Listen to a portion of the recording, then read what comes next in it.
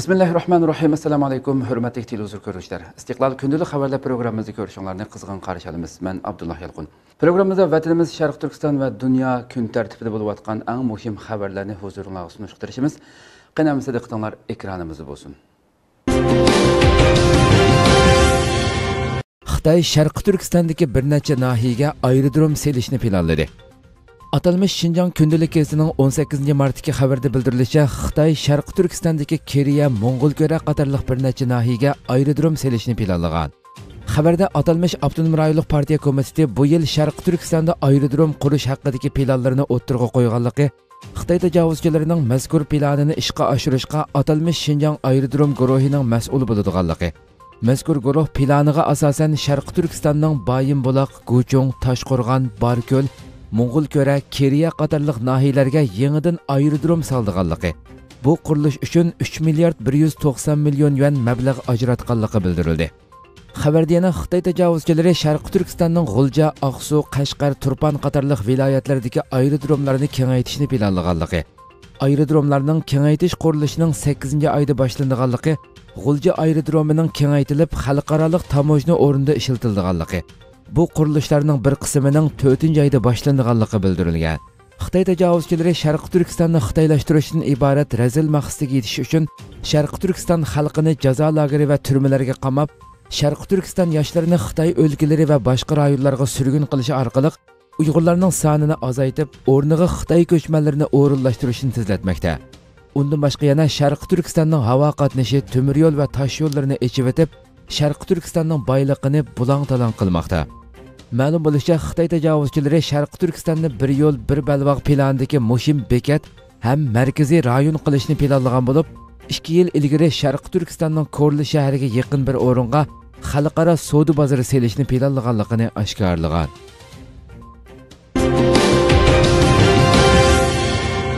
Xitoydan qo'g'langan chet el muxbirlari Wuhan virusini tekshirmoqchi bo'lgan. Xalqaro kechirim tashkiloti tunugun Xitoyning chet el taratqu organlarida ishlayotgan muxbirlarni qo'g'lab chiqarish qaroriga inkas bildirib, Xitoyning axborot erkinligiga bo'lgan bu qitimliq hujumini qattiq aybladi. Fransiya xalqaro radiosi to'rining bu vaqtdagi xabarda bildirilishicha, xalqaro kechirim tashkilotining mas'ul amaldori Joshua Rosenzweig qo'g'lab chiqarilgan bu muxbirlarning izchil holda Xitoyning Hong Kong va Sharqi Turkistondagi jinoyatlarni fosh qilib kelganligini, ular dal Wuhan virusini ichkirlab tekshirmoqchi bo'lgan bir paytda Xitoy tarafidan qo'g'lab chiqarilganligini, bundan keyin Xitoydagi virusga aloqador haqiqiy uchurlarga erishishning taski to'xtaydiganligini bildirgan. Xitoy doiralari bu qatim e'lon qilgan qarorida New York vaqti gazeti, Val ko'chasi Gündüzlük Geziti va Washington pochtasi gazetining barliq muxbirlarining Xitoyda emas, balki Hong Kongda xizmat qilishini cheklagan. Xalqaro kechirim tashkiloti Xitoyning bir davlatda ikki xil tuzum siyosatini yana bir qatim dafsanda qilganligini, bu qilmishning Hong Kong negizlik qonuniga xilof ekanligini, Hong Kong ma'muriy hukumatining buningga darhol inkas bildirishi kerakligini ta'kidlagan.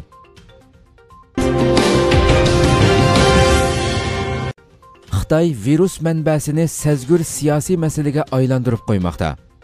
Germaniya ovozi to'rining tunugiki xabarda bildirilishicha, Hong Konglik nupuzliq yuqumliq kasallik mutaxassisi Yuan Guoyong Wuhan virusining asli manbasining Xitoy ekanligi haqida maqola e'lon qilib, uzun o'tmayla o'chirib o'tgan. Professor Yuan Guoyong maqolasida virus tunji bayqalgan joyning Xitoydagi dengiz mahsulotlari bozori ekanligini, Amerika tarqatgan degan so'zning qilchilik asosi yo'q ekanligini, Xitoylardagi qaloq odatlarning virusning haqiqiy sababi ekanligini aytgan.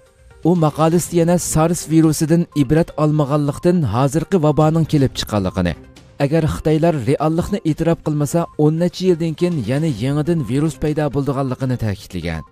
Shundaqla Dunyo sog'liqlik tashkilotining kechikib inkas bildirganligini tanqid qilgan. Maqola e'lon qilingandan keyin Hong Kongda qattiq g'ulg'ula qo'zg'agan bo'lib, ko'rilish nisbati tez sur'atda oshgan. Ammo Yuan Guoyongning uzun o'tmayli maqolasini qaytarib olishi qaytadan g'ulg'ula qo'zg'alishiga sabab bo'lgan. Kuzatuvchilar yozuvchining siyosiy besimiga duch kelganlikdan bu qarorga kelganligini bildirishgan. Gerçi Xitoy doiralari vaboning dastlabki mezgilda virusning o'zlaridan tarqalganligini e'tirof qilgan bo'lsa-mu, yaqinqi bir mezgildan buyon bu jinoyatidan tenib olib, Amerikaga ortib qo'yishga va buningga qarshi ovozlarni bostirishga boshlamoqda.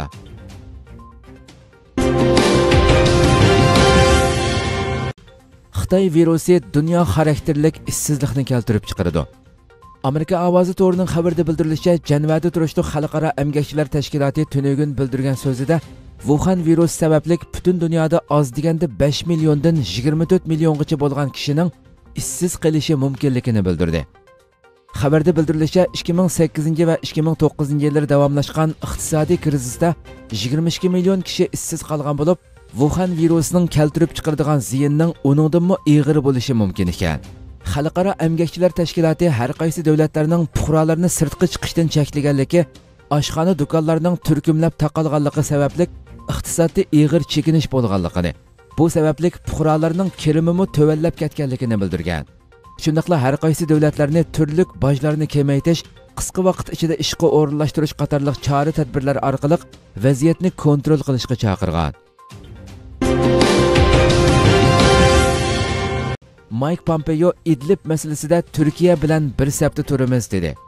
Turkiya TRT to'rining tunugungi xabarda aytilishicha, Amerika tashqi ishlar ministri Mike Pompeo İdlib masalasida Amerikaning Turkiya bilan bir safda turadiganligini, navbatda turli usullar orqali Turkiyani qo'llashni o'ylashayotganligini bildirdi. U so'zda Rossiya va Eronning qo'llashi ostidagi Asad hokimiyatining İdlib rayoniga qilgan hujumlarda milliondan ortiq begunoh fuqaroning uy makonidan ayrilib qolganligini bildirgan va Suriya masalasini siyosiy usulda hal qilish chorasini qayta ta'kidlagan. U so'zda yana Rossiyaning harbiy harakat jarayonida Turkiyaning necha o'nlagan askarni o'ldirib o'tganligini, Turkiyaga qo'shimcha yordam berishni davomli o'ylashadiganligini bildirdi. Turkiya hukumati 27 fevral 34 Turkiya askarining Suriya qismlarining hujumida shahid bo'lganligini e'lon qilgan edi. İtaliyada Xitoy virusi bilan o'lganlarning soni rekord yaratdi. 18 mart İtaliyada 21 fevral portlagan Xitoy virusining tarqalishi natijasida tangpongliq davomli nacharlashdi. Bir kunda yangi o'lganlar soni 475 nafar eshib, jami o'lganlar 2978 ga yetdi. Poytaxt Rimda o'tkazilgan muxbirlarni kutib olish yig'inida xalq mudofaa bosh direktori Angelo Borelli dokument berib, bu davlatda Xitoy virusi bilan yuqumlanuvchilarning soni 28710 ga yetdi. Bu songa o'lganlar va saqayganlar qo'shilganda Xitoy virusi bilan yuqumlanganlarning umumiy soni 35713 kishi dedi. Borelli so'zda qazo qilganlarning soni tunugunkiga selishtirganda 475 odam ko'paydi. Umumiy soni 2978 ga yetdi dedi. Angelo Borelli e'lon qilingan bu o'lim sonining İtaliyada Xitoy virusi tarqalgan 4 hafta ichidagi bir kun ichida o'lgan eng yuqori son ekanligini bildirdi. Borelli ommaning yuqumlanishining oldini olish uchun ko'chaga chiqishni eng tuvan chekka tushirishni talab qildi. İtaliya bosh ministri Giuseppe Conte tunugun kashda kabinetni jiddiy yig'inga chaqirdi. Sharq Turkistondan Wuhanga avatilgan bir qism tibbiy xodimlar qaytib keldi. Xitoy xabar manbalarida ma'lum bo'lishicha, Sharq Turkistondan Wuhan shahriga majburiy avatilgan tibbiy xodimlardan tunji turkumda 102 qaytib kelgan. Xitoydagi yuqum ahvoli yuqori ballaga chiqqan mezgilda vabo manbasi bo'lgan Wuhan shahrida tibbiy xodimlar yetishmaslik ahvoli ko'rilgan bo'lib, Xitoy doiralari o'z doktor sestralari jinni elib qochayotgan bir mezgilda Sharq Turkistondan bir turkum tibbiy xodimlarni Wuhan shahriga avatgan edi. Gerçi Xitoy doiralari bularning o'z ixtiyorligi bilan borganligini xabar qilgan bo'lsa-mu, ularning majburiy avatilganligi ko'pinchisining Uyg'ur bo'lishi mumkinligi ilgari surilgan edi. Xabarda qaytib kelgan tibbiy xodimlarning bir oydan ortiq oldingi safda xizmat qilganligi, bu jarayonda yuqumlanish, o'lish ahvolining ko'rilmaganligi bildirildi. Tayvanda Sharq Turkiston ko'rgazmasi ochildi. Tayvan Sharq Turkiston jamiyatining raisi advokat He Chaodong apandining 18 mart Erkin Osiyo radiosiga bildirishicha, 14 martdan 5 aprelgacha o'tkazish planlangan 2020 yillik sepilsiz turma Sharq Turkiston Uyg'urlarning buguni nomli ko'rgazma Tayvanning o'rta qismidagi Tayjong shahrida 14 mart shanba kuni boshlangan. He Chaodong apandining bildirishicha, ular ko'rgazma boshlangan tunji haftasida nurg'unlagan ziyoratchilarni kutib olgan. Xitoy rejimining bostirishiga uchrayotgan Uyg'urlarning navbatdagi vaziyati aks ettirilgan foto surat va rasmlar ko'rgazmasini ko'rish uchun kelgan ziyoratchilar He Chaodong apandi meningcha bu xil ko'rgazma faoliyatlari Tayvanliklar bo'libmi Tayvan yoshlari uchun nihoyatda ahamiyatli bo'ldi deb qarayman. Chunki Tayvanliklar Uyg'urlar vaziyatiga nihoyatda ko'ngil bo'ladi.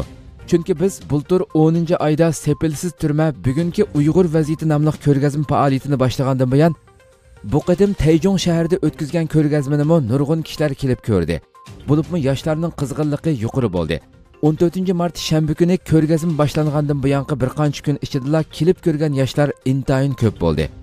Xochovning apandining bildirishicha, mazkur ko'rgazmani Tayvandagi Tayvan Sharq Turkiston jamiyati, Tayvan Tibet do'stlik jamiyati, Tayvan yoshlar fondi birlikda uyushtirgan bo'lib, 3 haftalik ko'rgazma faoliyatidagi asosli tema Uyg'urlar vaziyati, Xitoyning avtonomiya siyosati, shundaqla Xitoyning Hong Kong va Tayvanga qaratgan bir davlatda ikki xil tuzum siyosadagi aldamchilik mohiyatini echib bilishga qaratilgan.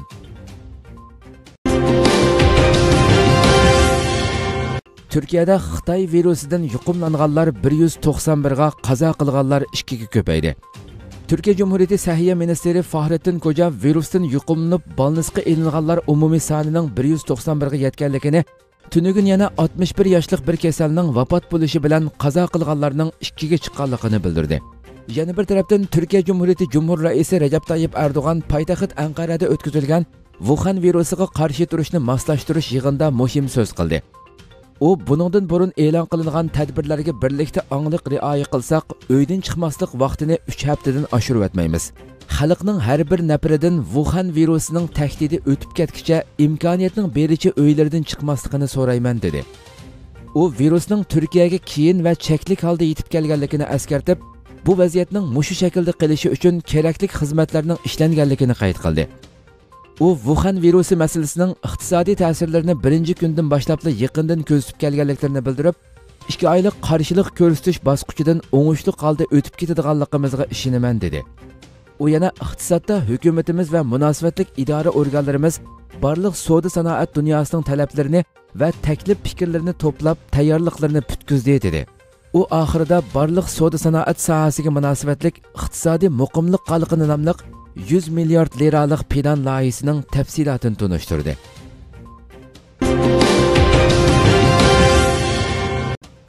Rossiya Yaponiya bilan birlikda virusga diagnoz apparati yasab chiqdi.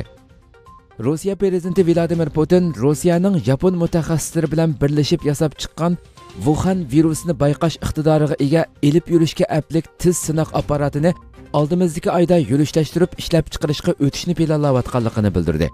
Putin ichki kabinet yig'inida Rossiyaning Wuhan virusiga qarata yo'l qo'ygan chora-tadbirlar to'g'risida to'xtaldi. U Rossiyada Wuhan virusini bayqash iqtidoriga ega yangi bir elib yurishga aplik tiz sinoq uskunasining borliqqa kelganligini bildirib, bu uskunaning dunyoda bir yangilik ekanligini qayd qildi. Putin Rossiyaning mablag' selishi bilan yapon mutaxassislari bilan hamkorlashib yasab chiqilgan mazkur uskunani 4-oyda ishlab chiqarishni planlamoqda dedi. Davlatdagi doktorlar va saqliqni saqlash xodimlarini yaqindan qo'llab-quvvatlash uchun tegishli tadbirlarning yo'lga qo'yilishini talab qilgan Putin, Iroqdan retseptsiz dori setib olish to'g'risida bir qarornoma imzolaganligini, tibbiy lozimatliklar bilan dori zapaslarining oshirilganligini eskartdi.